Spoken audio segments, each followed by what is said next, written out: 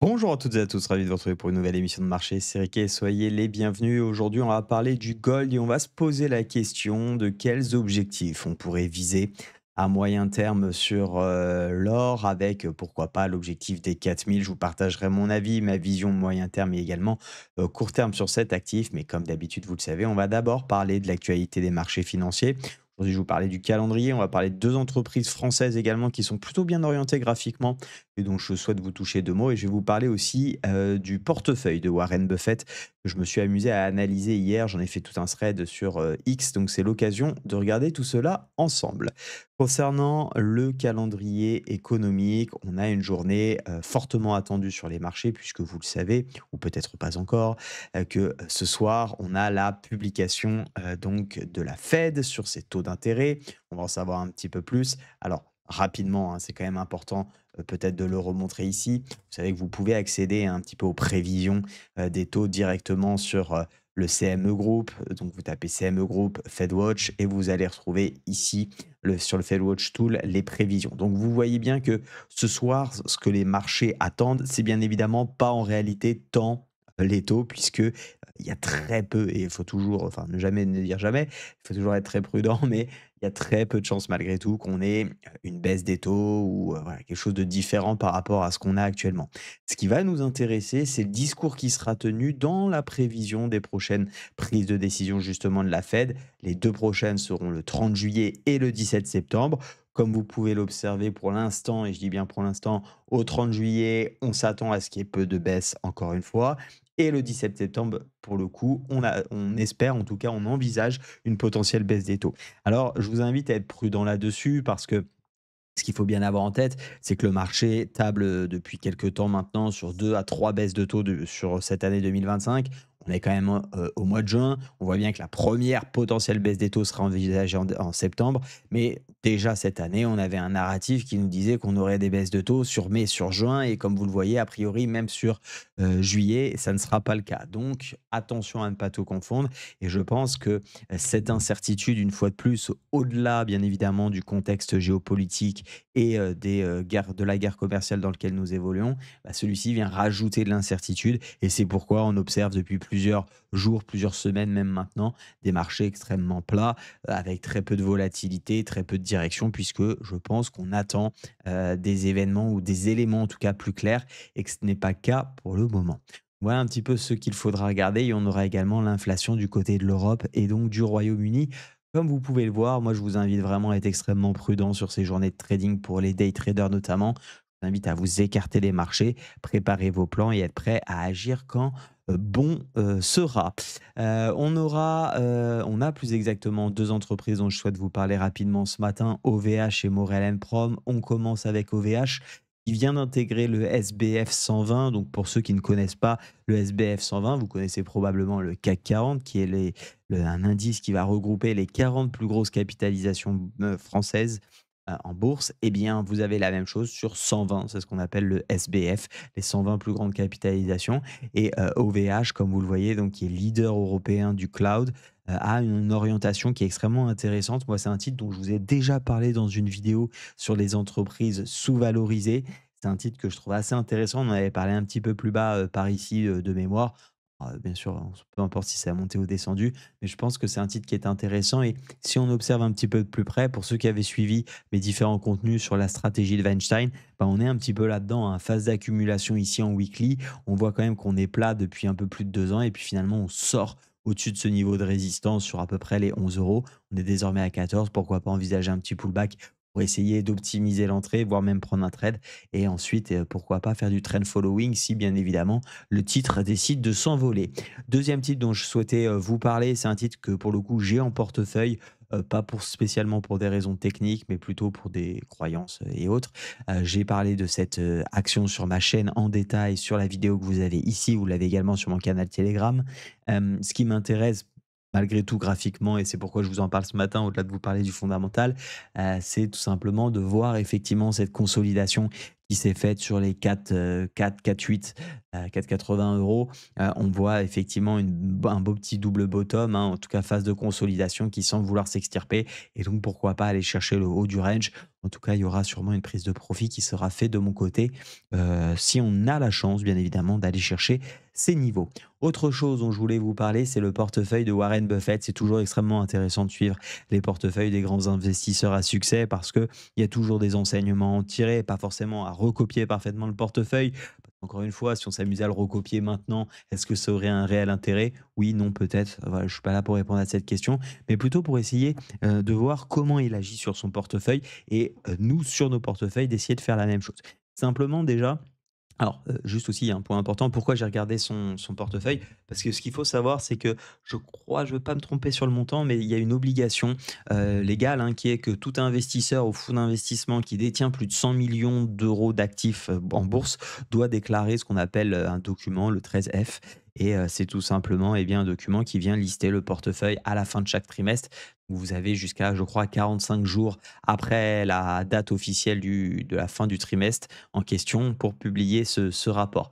Du coup, on a le détail sur, eh bien, les portefeuilles. Moi, je me suis appuyé sur Value Insider et sur Investing Pro pour, creuser la chose. C'est extrêmement intéressant puisqu'on a vraiment le détail ici et on voit d'ailleurs, hein, donc, le portefeuille, si vous ne le connaissez pas encore, les 5 plus grosses lignes, de, notre ami Warren Buffett, eh bien, c'est toujours Apple à hauteur, pardon, de, 25. On verra, cependant, s'il y a eu des mouvements ou pas sur ces lignes. Le titre a perdu 11,56 sur le trimestre, mais, en tout cas, c'est toujours la plus grosse ligne, du fonds de Warren Buffett, plus exactement, qui d'ailleurs, je le rappelle, prendra sa retraite d'ici la fin de l'année. On a American Express ensuite, qui s'est plutôt bien valorisé. Je vous en parlais d'ailleurs hier de cette entreprise, dans, la quotidienne du 17 juin. On a Coca-Cola en troisième position, un titre relativement stable. Bank of America, vous verrez qu'il y a eu du mouvement de ce côté-là et on a également donc Chevron, Corp en cinquième position. Ce qui est intéressant, c'est que c'est des entreprises qui détient depuis, des dizaines d'années pour la plupart et on voit que, bah, elles continuent d'être et d'être une grosse part de son portefeuille. Ça aussi, c'est un point important. On entend souvent qu'il faut équipondérer les portefeuilles. Bah, on voit finalement que Warren Buffett, lui, son pari, c'est plutôt de miser sur quelques gros titres, les laisser courir et ne pas hésiter, finalement à les laisser, prendre dans pondération dans son portefeuille et c'est ce qui lui a permis de rencontrer, un assez grand et franc succès. Comme je disais, Apple reste sa plus grosse ligne. Ce qui m'a sauté aux yeux, alors je peux pas, je vous ai pas mis à chaque fois les captures d'écran, mais je vous invite à découvrir, les portefeuilles si vous le souhaitez sur les outils que je vous ai donnés. Ce qui m'a sauté aux yeux, c'est qu'il a, massivement renforcé certaines lignes. Alors ça reste petit en termes de pourcentage d'allocation, mais on a, 3 entreprises notamment sur lesquelles il a bien renforcé. On a Pool Corp où il a doublé plus que doublé sa position, qui est une entreprise de produits d'extérieur et de piscine comme on peut assez facilement le deviner dans le titre. On a également 113 sur Constellation Brands, donc ce qui est plutôt, sur les boissons alcoolisées et Domino's Pizza à plus, 11. On a, à l'inverse, fortement réduit certaines positions, notamment sur Bank of America, je vous en parlais, mais également sur Liberty Media et dans le domaine de la santé avec Davita. Alors est-ce qu'on peut plutôt parler de prise de profit ou alors carrément de fuite sur Liberty, Media? Compliqué bien évidemment de le savoir, mais c'est important de l'observer. On a quelques, entreprises qui ont un petit peu été en difficulté. On s'en doute, hein, le premier trimestre a été, challengeant pour tout, investisseur et encore une fois, on voit certains titres qui ont pas mal été, qui ont pas mal baissé et on voit que Liberty Media, malgré tout, une entreprise qui a beaucoup perdu, bah, elle a pas hésité à sortir et ça aussi, c'est une information importante. On ne se laisse pas mourir avec des titres, même si aussi petite soit la ligne, on ne se laisse pas mourir parce que l'entreprise baisse en espérant que ça remonte. Ensuite, ce qu'on retrouve, c'est qu'on a finalement un portefeuille assez simple, quand on regarde la grosse répartition, il y a d'autres secteurs, on est sur finalement, bah, des choses très faciles à comprendre, business models qui reposent sur des choses simples. On est principalement sur de la boisson, des moyens de paiement, des banques et de la distribution et on le sait, c'est des modèles qui sont stables et surtout rentables et c'est ce que va rechercher, principalement Warren Buffett. Donc si ça vous intéresse, je vous laisse avec les outils pour découvrir tout ça, ValueSider Investing France. Je rappelle d'ailleurs que sur Investing Pro, actuellement et vous avez le lien en description, vous avez moins 50 pardon, sur une promotion qui est en cours jusqu'à demain et vous avez également 15 supplémentaires qui viennent s'ajouter avec le code AFF8. Profitez-en, franchement, si vous êtes amateur d'investissement, c'est vraiment un top outil pour moi à avoir. Alors, il en existe d'autres. Pour moi, c'est le plus intéressant. Il y a de l'intelligence artificielle, bien évidemment, désormais embarquée et ils le développent, très rapidement et fortement. On est déjà à 2 ou 3 mises à jour depuis le début d'année avec des choses que je vous ai présentées sur la chaîne. D'ailleurs, je vais créer une petite playlist pour ceux qui aimeraient, en savoir plus. Mais sinon, vous tapez Investing Pro Riquet, vous allez trouver un certain nombre de vidéos sur cet outil si vous ne le connaissez pas encore. Si c'est déjà le cas et que vous hésitiez à le prendre, bah, c'est le moment, donc n'hésitez pas. On passe sur le gold désormais, avec un petit peu le contexte. Déjà, vous le savez, le gold profite toujours des phases d'incertitude des marchés financiers, des contextes géopolitiques, économiques. On est en plein dedans, hein, ça fait déjà un moment et d'ailleurs, si je me mets en weekly, on voit effectivement avec cette dynamique que le gold profite pleinement, hein, sur le moyen terme actuellement, de cette incertitude des marchés financiers. Est-ce qu'on est sur un top? Je ne pense pas, je peux me tromper. Il y a des éléments qui me font dire que oui, des éléments qui me font dire que non. Moi, je vais me concentrer sur les éléments qui me font dire que oui pour le moment, non pas parce que j'ai un biais haussier, je ne détiens pas de gold, donc j'ai aucun intérêt à ce que ça monte ou ça descende. Je n'ai pas de biais à proprement parler. Je pense simplement qu'avec le contexte dans lequel nous sommes, on a encore la possibilité de voir le gold monter. Maintenant, ce qu'il faut à mettre en relief et en parallèle surtout, pour éviter d'avoir qu'un biais haussier, c'est qu'il y a eu énormément d'achats, notamment de la part des particuliers sur le gold. Je pense notamment au marché chinois qui a extrêmement investi, enfin en tout cas qui a beaucoup investi sur le gold. Et donc attention, bien évidemment, on le sait, quand tout le monde parle d'un actif qui est déjà très haut, c'est peut-être aussi une bulle qui est en train de se faire. Je ne pense pas à titre personnel, mais ça pourrait arriver. Donc il faut bien évidemment euh, investir si on souhaite le faire avec une gestion du risque, ne pas faire all-in, ne pas seulement s'exposer au gold et surtout avoir une vraie gestion, un plan dans son investissement. Qu'est-ce qu'on fait dans 6 mois si ça monte? Qu'est-ce que on fait dans 6 mois si ça baisse? Quels sont les niveaux où je souhaite investir? Est-ce que j'investis régulièrement ou par une question de prix? À quel niveau je sors de mes positions si j'estime que ça ne vaut plus le coup, et cetera, et cetera. Et ça, bien évidemment, il faut le faire au moment où on investit et pas 3 mois après quand on ne sait plus vraiment pourquoi on l'a acheté. Parce que forcément, dans 3 mois, vous n'aurez plus exactement, en tout cas à 100 les raisons de pourquoi vous êtes là. Et surtout, si vous n'avez pas écrit votre stratégie, bah, vous inventerez une stratégie au moment où cela se passera. Donc, soyez extrêmement vigilants. Pour les traders, moi, je vois des choses intéressantes. Bien évidemment, acheter dans une résistance, vous savez, c'est pas ma tasse de thé. Et d'ailleurs, puisqu'on parle de tasse de thé, on va développer un peu le sujet, mais je m'attendrai effectivement plutôt à une cassure de la résistance pour poursuivre des achats.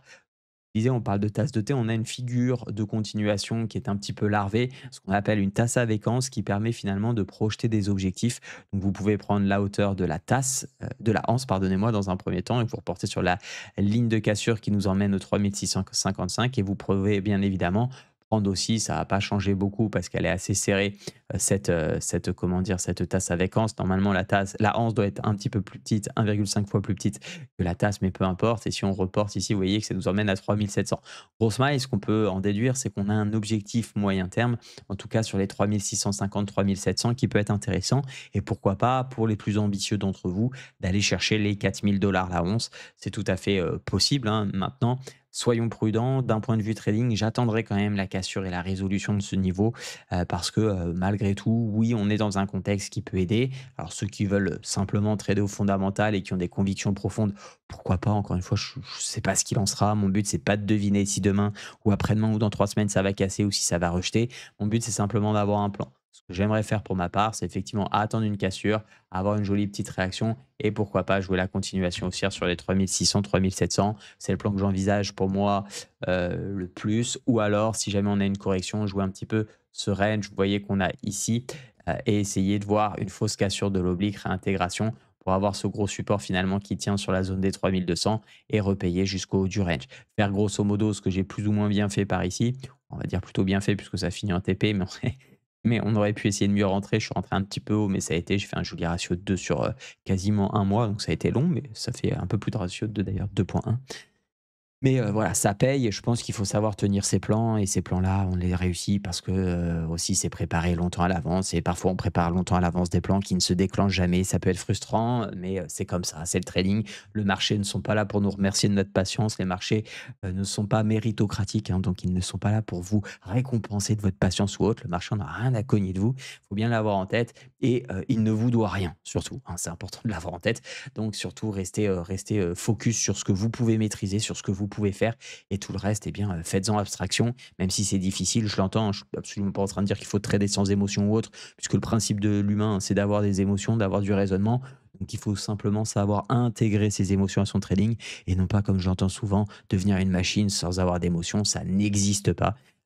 Savoir maîtriser ses émotions vous rendra bien plus fort qu'essayer de ne pas trader sans émotion, puisque c'est tout simplement impossible. Et donc vous serez sans cesse dans une phase comment dire, de défi continu envers vous-même et de frustration qui risque d'augmenter. Donc pour conclure là-dessus, mon objectif, attendu une petite cassure. On pourrait envisager, hein, pour ceux qui estiment que la cassure a été faite, moi je trouve ça un petit peu léger, mais on peut très bien ici observer et être très agressif, voir par exemple une cassure vraiment de cette zone de congestion qu'on a ici par le haut et essayer déjà de tenter le coup. Et vous voyez, hein, ça pourrait nous offrir, alors ça sera très agressif hein, comme opportunité, mais pourquoi pas se dire, allez, je joue malgré tout la mini cassure de ce range en ayant conscience qu'il y a quand même un gros objectif, essayer d'aller chercher, je vous le disais, donc on a cette dit quoi, les 3650. Vous voyez, ça fait des très, très, très jolis ratios. Voilà, faut être conscient que ça peut bien évidemment ne pas marcher parce qu'on est quand même dans une résistance. Maintenant, on a un ratio de 5, c'est pas mal non plus. Tenez le trade, bien évidemment, jusqu'au bout si vous le prenez, hein. Ne vous amusez pas à changer, toutes les 3 minutes, parce que ça part pas dans votre sens. Ça sera compliqué probablement. Alors il y a des parfois, ça peut partir à la hausse en explosant, mais voilà. C'était une grosse émission, je sais, peut-être un peu longue. Moi, je conclus simplement en vous rappelant qu'il y a une offre donc jusqu'à moins 50%, plus 15% de réduction supplémentaire avec le code AFF8 sur Investing Pro. N'hésitez pas à en profiter, c'est le meilleur moment puisque l'offre prendra fin pardon, demain. En attendant, merci à tous ceux qui like et qui s'abonnent en regardant mes contenus. Et moi, je vous dis à très vite pour de prochaines vidéos et prochaines actualités. Ciao, ciao.